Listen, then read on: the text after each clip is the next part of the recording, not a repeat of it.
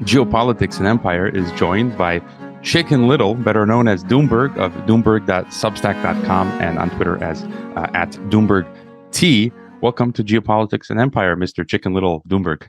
Yes, thank you so much. It's great to be here. So I was following Doomberg on Twitter early on when your egg hatched and you were let out of the chicken coop. And because of your excellent commentary and observations, your Twitter account seemed to have it exploded, as did your Substack, which I think you rightfully switched from free to paid not too long ago. And maybe if you could, for the G&E audience, tell us a little bit about how Mr. Chicken Little or Doomberg came about, and you know, how many of y'all are there? Yeah, we're a very small team, just a few of us. And we, prior to Doomberg, ran a sort of bespoke consulting firm. And our clientele was focused mostly on sort of C-suite executives at publicly traded companies and wealthy family offices. We come from the commodity sector, former executives in various finance and technology roles. And we had a good consulting business that we had launched, I guess, almost just several years ago now. But then COVID hit, and like everybody else, took a big chunk out of our business. But publicly traded companies at the depth of the COVID crisis were cutting costs as quickly as they could, and consulting is a comparatively easy variable cost to turn off. And so we lost a fair bit of business and had to reinvent ourselves. And with the advice of a pretty famous hedge fund manager that we knew, suggested that maybe we take a look at helping people who create content and sell it into Wall Street, maybe help them run their businesses better, which was a fascinating thing. And we did that, and we grew a very healthy business out of that. But by the end of 2020, had sort of restored and then surpassed our previous best sort of monthly records for consulting. And a lot of our clients, saw how much fun we were having helping with the content, and also sometimes how frustrated we would get if our clients wouldn't follow all of our advice. And he had a great piece of advice for us, which was, if you started and ran your own, you'd follow all of your own advice. It was an interesting thought. And so we, in April, I guess, of 2021, we conceived of the Doomberg project. We launched our first Substack on May 3rd of last year, which is virtually unreadable to us now, cringeworthy, as we've gotten better over time. It's jarring to go back and read what we thought was a good piece back then. Started Twitter same week. And like you say, it's been an incredible ride. And we've built a brand we're extraordinarily proud of. We've built a business that blesses us with personal sovereignty, because now we can, do what we love doing for a living and make a living doing it. And so that's been fantastic. It's truly a blessing. And as you say, we went paid. We opened the paywall in April of this year after 1 year of writing for free. And we went fully behind the paywall in May. And it's been the correct decision. And it's been truly a humbling, invigorating, if you can't enjoy your success in life, then why have it? And we've been very careful and very purposeful in our intent to enjoy the success that we've been able to create. A message from our sponsors. It seems we may be headed for the 1930s all over again. Financial collapse, tyranny, and world war. I've already secured multiple passports, offshore accounts, safe havens, and escaped to the sunnier shores of Mexico. My friend Mikkel Thorup of the Expat Money Show is hosting the Expat Money Summit with 30-plus experts that'll help you reclaim freedom in this fourth turning by moving your life and wealth offshore. Protect yourself and secure a new life abroad. Register now for free at expatmoneysummit.com, or don't, and enjoy surviving on insect protein while stuck in the metaverse. Since 2020, Ron Unz of Unz.com has argued the COVID outbreak was due to a U.S. biowarfare attack against China and Iran. Jeffrey Sachs, the Russian Ministry of Defense, and others are now making similar suggestions. Weeks before COVID appeared in Wuhan, a top U.S. biowarfare official ran the Crimson Contagion exercise on how to protect America against infection if a dangerous virus suddenly appeared in China. After COVID appeared in Wuhan, it jumped to Iran, infecting Iranian leadership only weeks after America had assassinated Iran's military commander. Iran publicly accused America of an illegal biowarfare attack and filed a complaint with the UN. Ron Unz has produced a free ebook and is available for interviews to further discuss this issue. And don't forget to fund Geopolitics and Empire. You can leave a donation, except on Patreon or PayPal, which have banned us, book a consultation, or become a member. No, good on you. It's awesome to see you succeed. And again, people should think of subscribing to the Substack at Doomberg, as well as becoming a Geopolitics and Empire member. I mean, I got an email today from a listener saying, why don't you start a second podcast in Spanish? Because I'm also a Mexican national, speak Spanish. And I'm like, I had that plan, but it costs money, and not enough money was coming in. So people just think they can consume content for free, and I will just eat tortillas and beans. But that's not how it works. You have to put your money where your mouth is. So think about that. People listening, when you consume content, think about the people creating the stuff and all of the time that it takes. And maybe I like when I have my guests on to get their big sort of take on what's going on, and then we can drill down. So I wanted to get your big macro take on the overall state of the economy. I think it looks bad, like, in terms of 100-year storm, sort of bad, like 1930s type of thing. There's crazy 10% plus inflation that we're seeing in many nations across the planet, and everything from food to energy to you name it, housing problems, energy, supply chains, war, right? Military conflicts, social unrest, historic debt bubbles. I mean, you know this stuff better than I do, and maybe if you could just give us sort of your pulse on where we are right now. So when we started Doomberg, we had, the name, nobody's coming to Doomberg for the optimistic spin on things. We spent a lot of time in the energy sector and in related heavy commodities, the type of businesses that Wall Street forgets during boom times.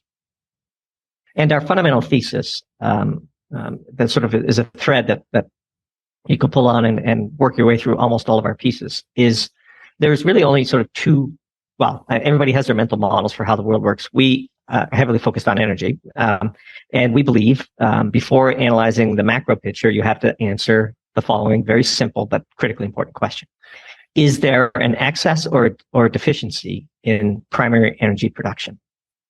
And during periods of primary energy production excess, you can afford all manner of inefficiencies and mistakes, because ultimately energy is life. Energy is the foundational commodity. Energy is essential to the creation of elevated standards of living. And when you have an abundance of cheap energy, the party is raging and everything is great. Then comes periods where you have chronic shortage of primary energy, which we believe we began to experience in the aftermath of the COVID-19 pandemic and the associated government actions to shut down the economy in the hopes of containing the virus. What we saw then was an end of a period of excess primary energy. For the better part of 15 years prior to the COVID-19 lockdowns, the world benefited greatly from the marginal production of cheap oil and gas in the shale patch, and we're spending the dividends of the technologies behind horizontal drilling and fracking. That's all come to a crashing stop in the post-COVID world, and we are now in a situation where, given the price elasticity of demand for energy, we're playing whack-a-mole with crises all around the world, which are all just sort of manifestations of the fundamental underlying answer to the question I started with, which is the world in a period of energy abundance or scarcity? Once you recognize that we're in a period of deep scarcity, some of it self-imposed, then the rest of the world makes sense, be it the inflation that you referenced earlier or the relative strength and weaknesses of currencies. No single variable explains all of the observations, but the R squared on energy is probably around 70%. I mean, it explains much of the variance that we observe, the fact that we're in this scarcity of primary energy. And so all of the sort of things you're rattling off can be traced back to energy: war, inflation, contraction, civil unrest, food riots. All of those things are basically just symptoms of the greater disease of a period of energy scarcity. Yeah, and I would agree with you. And from time to time, I interview folks like Gail Tverberg, Steve St. Angelo. I recently had chatted with Art Berman, the petroleum geologist, on my TNT radio program last week. And there seem to be different schools of thought when it comes to energy, fossil fuels, climate change. And I like the idea that oil is abiotic, but let's say there's a school where that say fossil fuels perhaps are declining, but we've got time to figure out a way forward. They'll be around for hundreds of years. Don't worry, we can use nuclear and figure things out. And then we have a more middle approach where oil is peaking. Let's do something about it. And then we've got the more like alarmist. You wrote about this, the Malthusian, article called Malthusian Malarkey. This more eugenicist sort of Malthusian view, which says stop fossil fuels right now, switch to renewables. Which that's not going to work, and forget nuclear. And this is going to lead to the impoverishment and death of millions, perhaps billions. And so your sort of view on how quickly are we running out of oil, and what are alternatives? It's funny you mentioned Abiotic. You're one of the first podcast hosts to even in passing question the underlying sort of fundamental hypothesis of how oil and gas were formed in the first place. Not sure if you're familiar with a book by Thomas Gold, which is one of these books I read a couple of decades ago. It's an interesting book. Maybe you dismiss it, but you always have it in the back of your mind. And it's a book, I believe the title is called a Deep Hot Biosphere. So his thesis was that oil is sort of premortal, and then it is unconnected to life. And in fact, that life originated underground, and only over time did it seep to the surface. The underlying hypothesis for oil is that it's degraded plants and animal stuff over time that sort of gets cooked underground. Certainly, I think there's very little evidence that certain grades of coal aren't in fact just decayed plants. But his thesis was that oil, it was premortal, and there's a giant amount of it underground, and the only thing that limits our ability to tap it is human ingenuity. I'm certainly not in the camp of people who think that oil and gas is in decline. I think the result of the shale patch miracle in many ways shows that with enough money and ingenuity, there's a virtually limitless amount of oil and gas under the ground. As evidence for this, you could witness the fact that there are huge fracking potential in Europe and Canada and the UK and all over the world, really, that has not even begun to be tapped yet, mostly because of politics and this Malthusian malarkey that you referenced in that piece we wrote about. Now, whether we should be tapping those or should be focusing more on nuclear power is a different argument. But the peak oil hypothesis and Herbert's peak really was a catastrophic thing for American foreign policy. You could trace a half a dozen major wars because American leaders believed that they had forever tapped out of America's potential to produce oil and gas. It was only the shale revolution and the technologies and the hardworking engineers in the shale patch that proved that hypothesis wrong.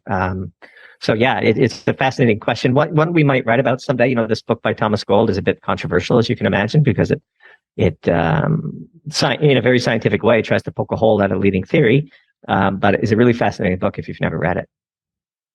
Yeah, and there have been a few others, like people reference Russian scientists who talk about abiotic, and William Engdahl, author who I've interviewed, and former CIA Colonel Fletcher Prouty, who's talked about this, and a few others. But given the current juncture where we're at, Europe seems to be turning out the lights like it's suicidal. Basically, they're just shutting off nuclear plants and coal plants. People are talking about a frozen winter. The renewables, most people I talk to say, the solar and wind stuff is just not, it's not going to cut it. And so, going forward, how do you see things? Well, we've characterized the resolution of the Western European energy crisis ahead of the winter of 2022, 2023 as the single greatest geopolitical event in our lifetimes. And it's going to unfold in the coming weeks. Just this morning, as we're recording this, natural gas, Dutch TTF crossed $90 per million BTU, which is a staggering number. To put that number into some context, that's the equivalent of more than $500 a barrel of oil on an energy content basis. Natural gas in the US at the peak of the shale boom, you couldn't give it away. It was trapped here, and natural gas was selling for less than $2 per million BTU. That same molecule of methane is now selling for $90 per million BTU, a 45-fold increase in one of the primary inputs at the very front end of our supply chain, and no manufacturing sector, no matter how robust or value add, can withstand a 45x cost bump. Natural gas is critical. It's one of the most critical inputs in society. It can be burned to heat homes. It can be burned to produce electricity. It can be fed into reactors that produce ammonia and fertilizer. And it can be fed into reactors that produce all manner of critical chemicals. It's the input into cogeneration plants at these Verbund sites where heat and electricity are needed in order to transform other elements of the barrel of oil into all of the things that we take for granted in the modern world. This is a catastrophic event. We've been writing about it for over a year. Nobody would rather be more wrong than us. There's some people on Twitter proclaiming that the people that have been calling this out are the ones hoping for it to happen. We have nothing of the sort. We've been trying to warn people for over a year, and it's frustrating to see our worst nightmares really come forward. Nobody wants economic suffering, but this is what's going to happen. It's really amazing to watch. It's becoming difficult to reject the hypothesis that somehow this is all done on purpose, because the level of stupidity on display staggers the mind. I definitely would agree, and as Bob Dylan wrote and Jimi Hendrix sang in All Along the Watchtower, something to the tune of, the hour is late. Let us not talk. Let's not mince words. Let's just get to the point. And you've mentioned the collapse of the EU. I'm also a Croatian national. I'm speaking to you here from the EU. I'm not a fan at all of the EU. I view it as an anti-democratic, technocratic, fascist system. Soviet dissidents have called it the new European Soviet, and I'd be happy to see the EU collapse. And there are some elite white papers, a few people talk about, that go back a few years. I have to dig them up again, which were forecasting the collapse of the EU, the disintegration, by 2030, 2035. I don't know what they have in mind. But as well, we're starting to see social unrest. Sri Lanka, Sierra Leone, 16 people were killed protesting cost of living, in these cost of living protests. I call them many people now the Great Reset protests, right? Panama, Malawi, South Africa. We're seeing this spread now, and your further thoughts on this. I think you guys have also mentioned in passing the World Economic Forum and Great Reset, and so I think this has to be intentional. And so maybe if we try to put ourselves in their shoes, what are they thinking? Why are they doing these things? Your thoughts there? So I would say I'm not yet convinced it's intentional, because that is sort of a Pascal's wager type of bet. Like, I don't want to live in that world where an elite cabal gets together and decides to implement policies on purpose that result in the deaths of and potential starvation of hundreds of millions of humans. I'm still hoping and holding out hope for the incompetence hypothesis. But as you mentioned, because the price elasticity of demand for life is high, those who can afford to pay it are exporting inflation to the countries you've mentioned. Peru and Pakistan, for example. As hard as Germany and Western Europe is scrambling to fill their underground storage tanks for natural gas, all those incremental boats of LNG aren't going to countries like Pakistan and Sri Lanka who can't afford to pay them. And so this is a really amazing, it's just staggering what's going on. And I do think it's mostly out of touch elitists who have no practical experience. One of the things that differentiates the Doomberg team, we believe, is that there's lots of people who comment on the energy sector from the Wall Street side. There's lots of people who comment on the energy sector from the academic side. We have experience in both of those things, but also deep industry experience. And there's almost nobody writing about commodities who has spent, decades in the field, because they're still in the field, and corporate PR limits what they can say, and they have their stock options and their salary, and they're just more than happy to ignore the noise and go about their business.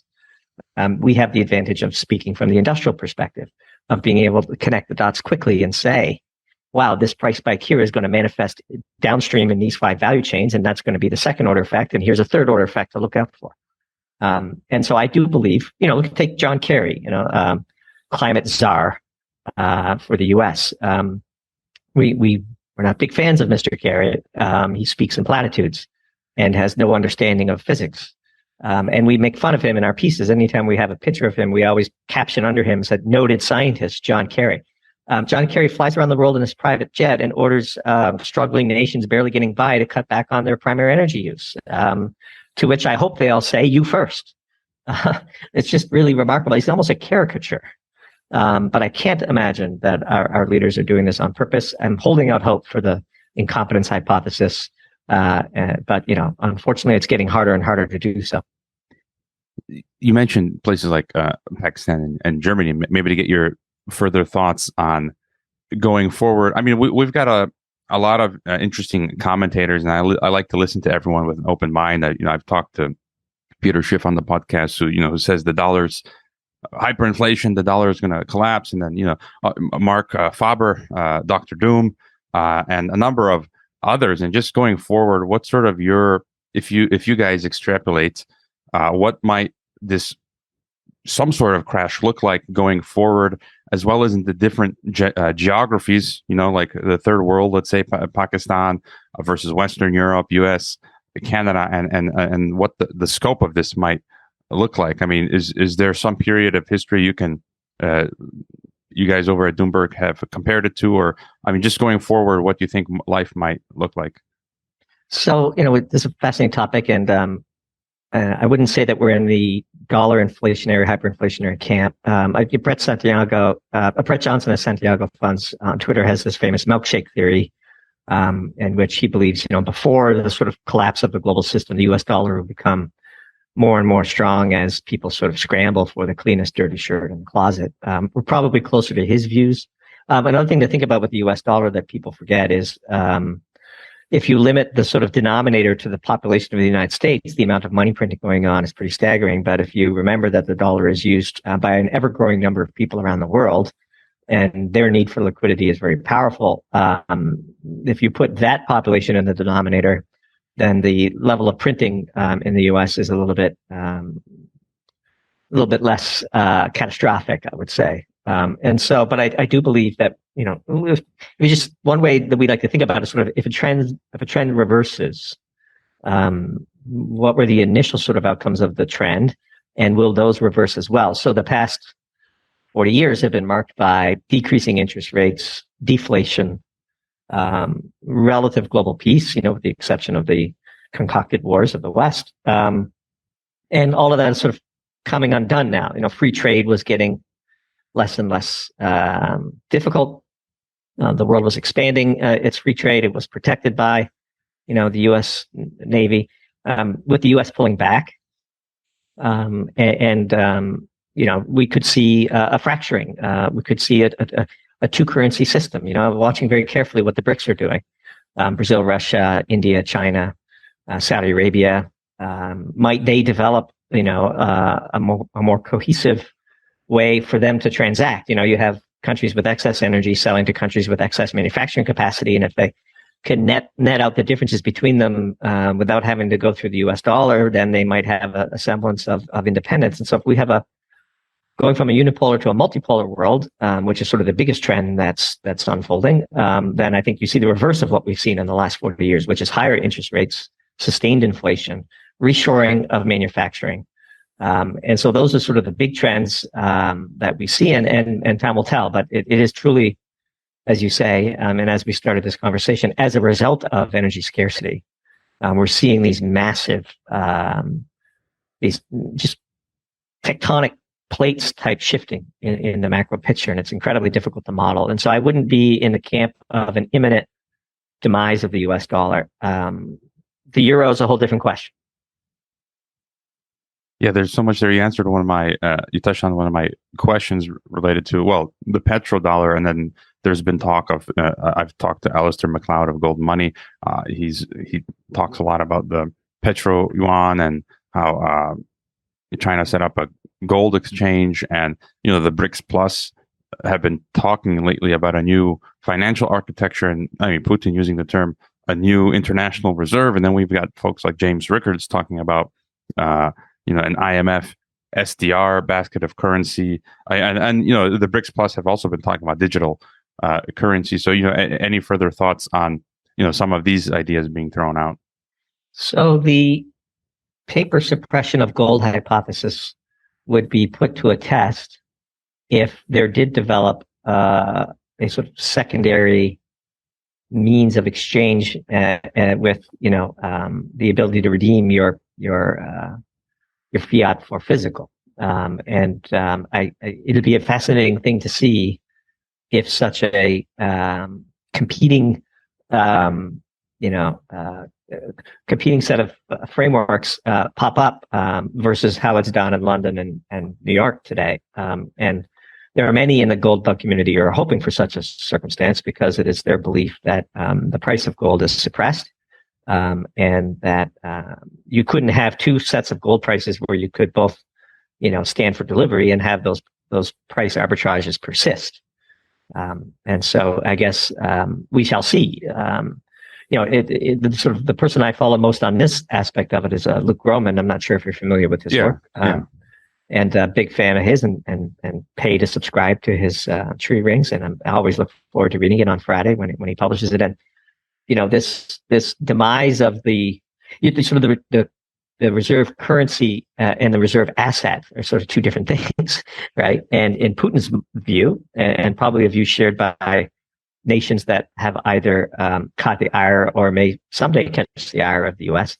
The U.S. and Europe and their allies defaulted on their currency when they seized the Russians' reserves. We wrote a piece called "On the Cusp of an Economic Singularity" that covered our views on the event. It was basically the laws of economics have broken down, and there's no way to predict what's going to happen on the other side. It's a singularity, but this was a real shocking event. And if you're the Chinese, if you're pick your favorite, you're looking at this and you're saying to yourself, if Putin's reserves could be stolen, what stops the same set of elite leaders from doing the same to me? And now it need not even be highly likely. It just needs to be a concern for there to be substantial shifts in behavior. And so Groman envisions a world where the energy producers and the high value add manufacturing economies trade between themselves and settle up the difference with gold. And in order for that to happen, in order for the reserve asset to be a sufficient value to buffer the sort of liquidity and flows that are needed in such a scenario, the price of gold needs to be much, much, much higher. Much in the same way that the price of oil needed to be much higher in order for it to act as sort of the petrodollar regime that you referenced earlier. And as good as gold for oil was the dollar's objective for all those decades. That the U.S. would manage the relative strength of its currency, keep its deficits in charge, in order to ensure the stability of the dollar as a reserve asset or their associated treasury bills. And when we violated that in the global financial crisis of 2008-09, when Bernanke clearly chose domestic political needs over international obligations, Luke Groman points to that event as the beginning of the series of events that have since unfolded that lead us to the situation we're in today, which is the potential development of a completely secondary system linked with gold that would be fascinating to watch for sure. Yeah, like 10 years ago, I was more in that hyper alarmist, accelerationist crowd. When you're younger, you just, Peter Schiff and all these people. And now I'm realizing you got to take a more measured approach, kind of what you're doing, because things aren't collapsing as they have been talking about. And I think the American empire is perhaps more resilient than people think, or these processes just take a much longer period of time, as history has shown us, whether it's Roman Empire or whatnot. And you mentioned the euro collapse. Just to get your thoughts on that, my country, Croatia, we're the most recent now. I think in about 4 or 5 months, we're going to lose, in my view, a large part of our national sovereignty and identity by dropping our Croatian kuna. And in January, we're taking the euro and joining Schengen. And it's always our luck, as we say. As soon as Croatia is joining the euro, the euro tanks. This is like our luck all the time in history. Yeah. And so what's just how would this, if the euro collapses, I mean, that's like the EU collapses. What's the real possibility in your evaluation of the euro collapsing and what that, portends? The betting against the existence of the euro has been a real widowmaker's trade for geopolitical analysts since the beginning, really. The leadership of the European Union has shown that it's willing to do anything, break any law, in order to ensure the success of what is predominantly a political project. I would point you to a recent piece by Sir Stephen Wilkinson in his excellent Substack, the Pitchfork Papers. I think it's goodandprosper.substack.com. It always does seem that we're on the edge of sort of a fragmentation of the EU, which is kind of ironic that Lagarde, the head of the European Central Bank, has unveiled a new policy tool called the anti-fragmentation policy, which is, and nobody knows what it is yet. It feels kind of like a big bluff. But we shall see. Look, I think in the long run, that which cannot go on forever usually doesn't. You can't keep going, printing your way into trying to create energy from fiat. Putin was handed the keys to Europe's energy future and was emboldened to act in the Ukraine because he felt like he had all the leverage. It's bearing out that he did, in fact, have a lot more leverage than Western leaders thought he did, especially when they put in the sanctions regime, which we have been saying has been flawed from the start. And by the way, it is not anti-patriotic to point out that our policy won't work and perhaps suggest a policy that would. It's the opposite, but we've caught a lot of heat for saying that the sanctions are only helping Putin and enabling him. And I'm happy to explain why that is if you're interested. But that which can't go on forever usually doesn't. The standard sort of spread between Italian tenure and German tenure is a sort of classic dashboard indicator of depth of crisis.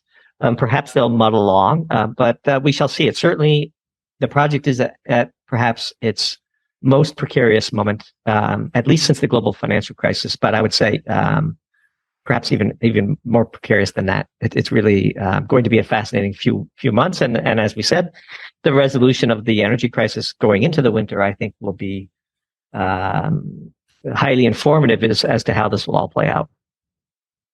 All right. Yeah, I wanted to jump to cryptos and Bitcoin. I'm pretty sure you follow the Concorda Substack and Twitter early on.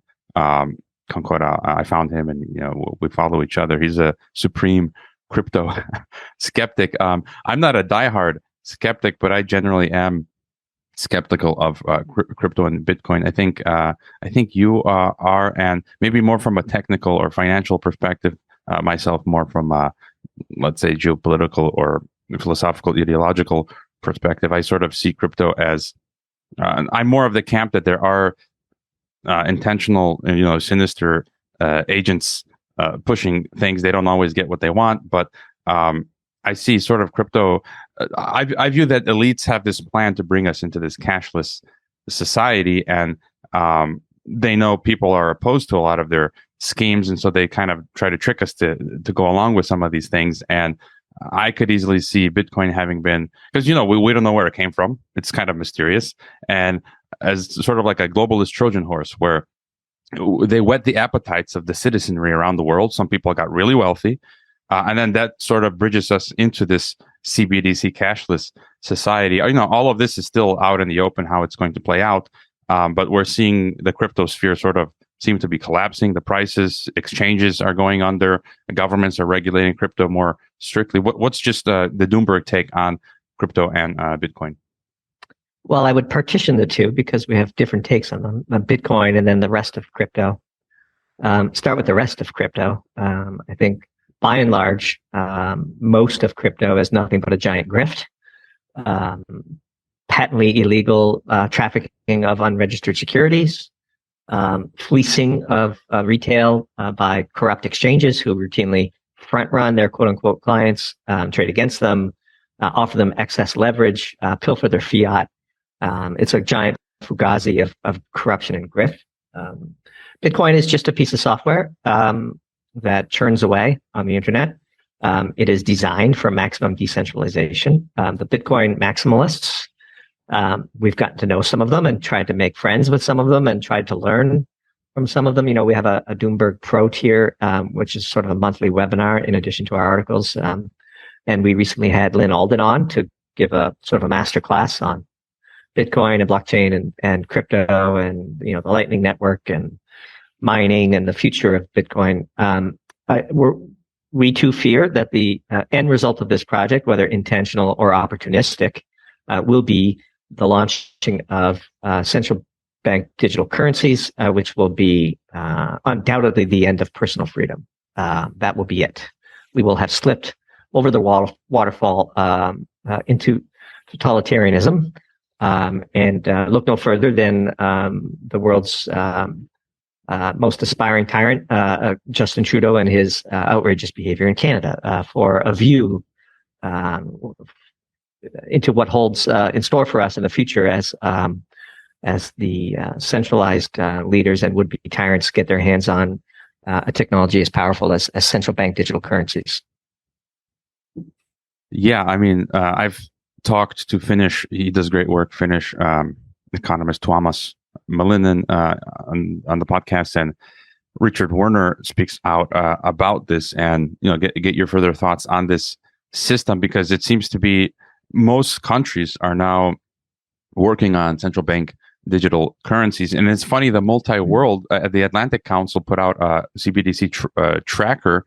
And if you look, it's interesting how the multipolar world seems to be most advanced in piloting and researching the CBDCs. China, of course, has not an entirely functioning social credit system, but it's a budding social credit system. And this is, given everything that we talk about, this is my biggest fear these days, is the coming of this social credit system to the rest of the world, the West. And I feel like the COVID digital passports were one backdoor to installing this, and people are being deplatformed. Like you mentioned, Canada, I've been knocked off of Patreon, most recently PayPal. People are being put on no-fly lists.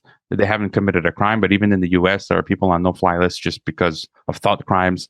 And so we got a glimpse of it during the pandemic, where you couldn't buy or sell based on your medical status. In some countries like Philippines, if you were caught on the street and you were not unvaccinated for a time, you could have been arrested and fined. And so going forward, I mean, this is pretty crazy. And just your further thoughts on if this came to be. People talk about the Fed coin. There would be no need. Richard Werner talks about no need for commercial banks. There'd be just one bank, the central bank. You'd have an account with them, and they could program your money, make it expire, tell you how you can spend it. If you didn't behave, they can just shut it off.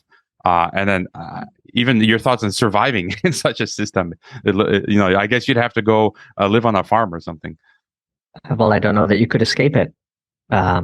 And so, and again, like you read stories out of Canada where they're creating a new sort of climate police and arming them, and building these interrogation centers out in Winnipeg and showing up unannounced on farmers' fields to what the farmers think is trespass. But of course, a late night last session before sort of dissolving Parliament, Trudeau passed and gave himself essentially these powers to in the name of climate control, basically eviscerate everybody's rights. And so I don't know that you could live on a farm and get away from it. Ask the Dutch farmers how that strategy has worked out for them. So in the end, I don't think there's any escaping it. And this is why one of my main arguments against Bitcoin, which is the solution to a corrupt government is not a new currency; it's a new government.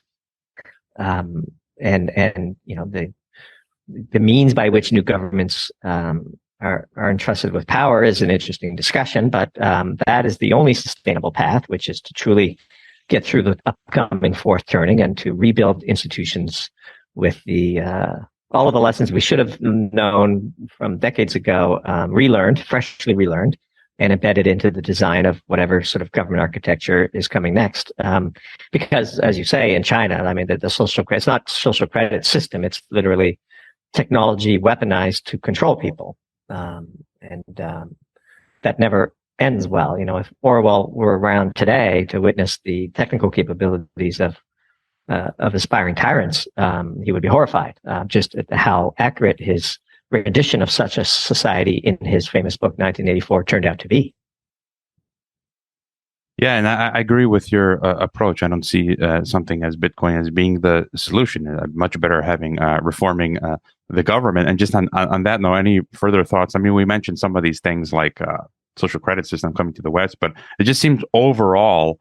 I've talked to Gregory Copley of the International Strategic Studies Association, who's said, and I agree with him, that democracy is dead now. Where it's globally, it's gone. Like globally, there's no more democracy. We're moving again into an authoritarian age, and I just see many other indicators, generally in the West, where we're losing our freedoms and we're going autocratic, totalitarian. Any further thoughts there? Well, the one advantage we have relative to the aspiring tyrants is that we have the laws of physics, which can't be denied. And so, despite their best efforts, as we're finding out in Europe, stupidity will be overrun by physics. And on the path from abundance to starvation is riot. And one of the things we expect and one of the things we fear is that there will be a massive sort of rightward tilt in German politics and in European politics. And the consequences of that and the violence with which such rightward tilts will be fought by those who hold power today could lead to some pretty hairy times. But ultimately, physics will prevail, and the people who may be working towards the type of society that you and I fear don't seem to have a good grasp of it. Some good news there, some optimism, and you mentioned Putin and sanctions earlier. Just and any further thoughts from Doomberg on the geopolitical? We've got Ukraine as well as Taiwan. It seems like the Pentagon, NATO are attempting to stir up the hornet's nest in the South China Sea. I mean, as we speak today, I was reading they're sending the U.S. is sending another delegation to Taiwan, and then we've got the situation in Ukraine. For now, it seems to be somewhat stable, like a war of attrition. There is the fear that it expands into Moldova, Transnistria, Poland. You name it, even the threshold of nuclear war. But any further thoughts on geopolitics? Again, luckily for us, the performance of the Russian military has been rather underwhelming.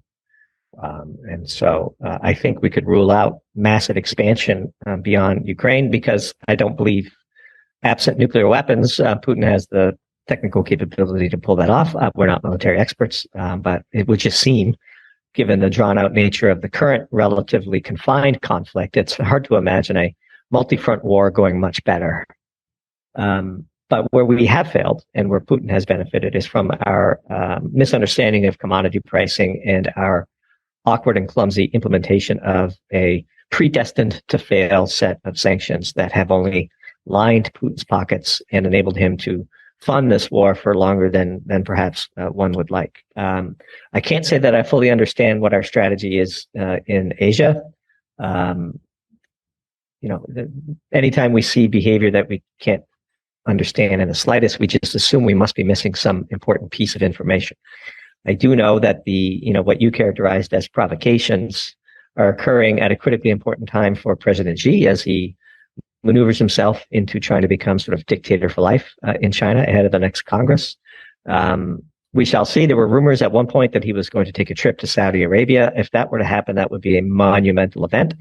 And we would be very interested to see the difference in the way in which Xi would be treated in Saudi Arabia versus the way Biden was treated on his most recent trip. It remains to be seen if Xi actually goes there. But like you say, we sure seem to be having a lot of geopolitical conflict right now after a period of 4 or 5 years where we didn't have any. And it's disturbing to watch. I have many friends in Asia and China in particular.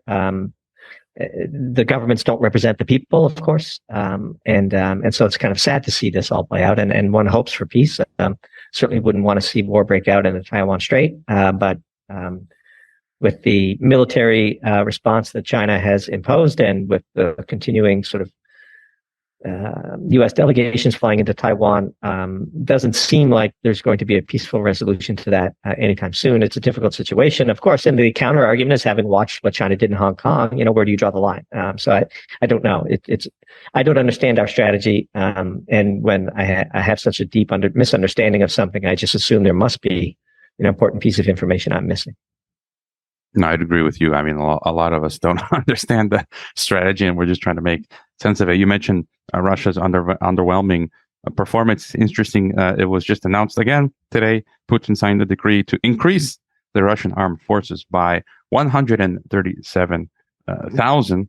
So maybe there's something to that, and maybe to get your thoughts on, for people around the world. I mean, I get flooded. I consult with people. I get messages. I meet some of my listeners in different parts of the world. I've met some of them here in Croatia. I've met them in Mexico. People are fleeing, for example, to Mexico, and especially Canadians. And it's just fascinating to watch this. It feels like the 1930s, where Jews who could extrapolate a bit further. In the 1930s, they left Germany, and it really feels like that. So many Westerners fleeing to places like Mexico or Uruguay, Paraguay, and such, or even here to Croatia, which is like the Mexico of the United States of Europe. The Balkans, the Eastern Europe. And so, any thoughts on preparing for what seems to be a rough road ahead? Common things just seem to be like getting into real physical assets of all sorts. Gold and silver, precious metals, maybe a little bit of Bitcoin or crypto, definitely like property rentals, farmland. A lot of people are just getting out of the urban areas to rural areas, just general thoughts along these lines. Yeah. So for me and our families on the Doomberg team, preparedness starts at home. We could never imagine a world where we would flee where we live. And sort of my castle will be my last stand, but we are, some would call sort of preppers. We would prefer the term. We have a responsible and preparedness mindset. We take pride of ownership, and but we also keep a healthy supply of the disposable goods that are needed to effectively run our home. We've written about this and spoken to it on a couple of podcasts, but if you view your home as a factory, and the product of that factory is the health and well-being of your family members, what are the inputs and what are the outputs, and how do you manage them, and how much working capital do you have, and might it not be shrewd to keep a slight excess or even a pronounced excess of certain critical raw materials that go into your factory, like food and water and medical supplies.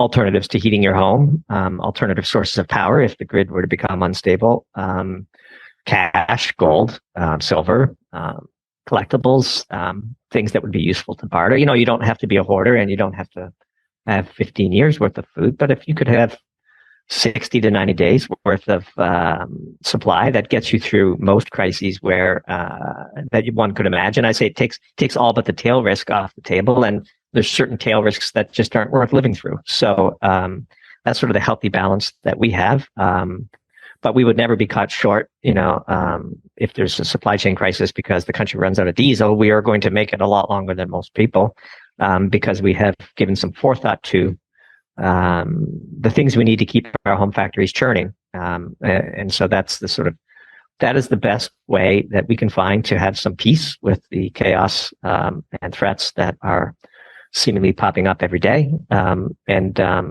least you did your best. That's sort of our mindset.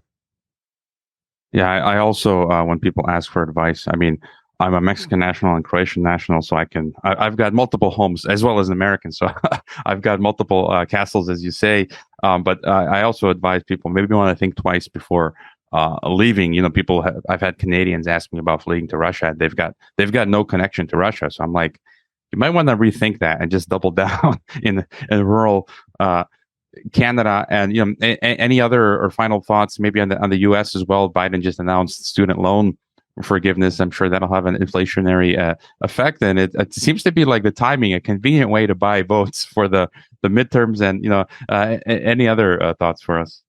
Yeah, that when you combine that with the million barrels a week, that a million barrels a day that are being released from the Strategic Petroleum Reserve, which is scheduled to stop at the end of October, just in time for getting through the midterms. It's hard to not become cynical about the policy choices being made and whether or not these might have more to do with counting votes than helping constituents. And the student loan forgiveness is a complex topic. It's not one that we've written about. Ultimately, this is sort of papering over a symptom of a greater disease, which is the total corruption and bloated nature of the post-secondary education system in the United States, which is something we have written about in the early days of Doomberg. Ultimately, there would be no need for student loans if universities were better run. You could look and see the impoverishment of the tens of millions of students who have been saddled with these loans is directly inversely proportional to the size of the endowments that these universities have been able to accumulate. I think Harvard's is over 50 billion. It's grotesque. It's obscene. Those endowments are literally built off the backs of the debt that has been taken on by these students. And it is a shame that it has come to the point where the national treasury, the federal purse, has been opened in order to bail out what is effectively a corrupt and ineffective post-secondary education system in the United States. I'm torn on the topic because I understand how the certification and signaling nature of getting a degree from a good school has become so important, and the fear of missing out, and parents prompting their children to go get such degrees as their one hope to get out of poverty and to be able to establish a good life for themselves. To saddle people with $10,000, $20,000, $30,000 of student debt for a degree that ultimately will be NPV negative for the consumer, i.e. the student, is not right either. It doesn't feel like the right solution to the problem, but it is the one that's on offer. And so we shall see how it plays out. But it is undoubtedly true that this is inflationary and suspiciously well timed for the midterm elections here in November.